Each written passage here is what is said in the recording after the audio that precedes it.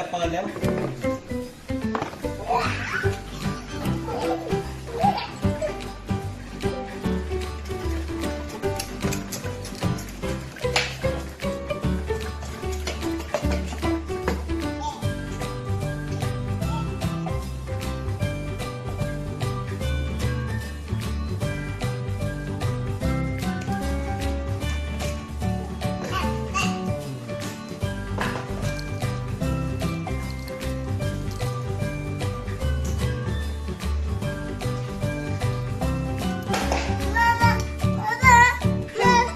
หมามีใส่ให้เหรอครับ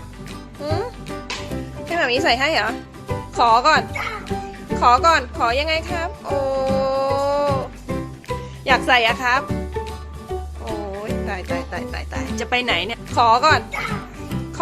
ขอยังไงครับโอ้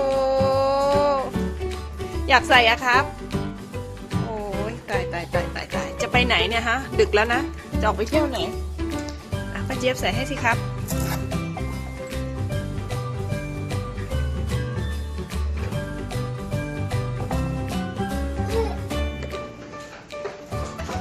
อาย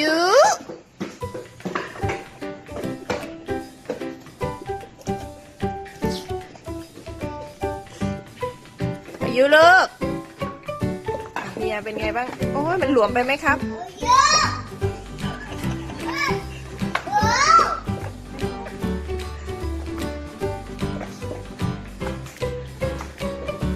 อันนี้ไซส์อะไรอ่ะแม่เอาเบิกมา2 ไซส์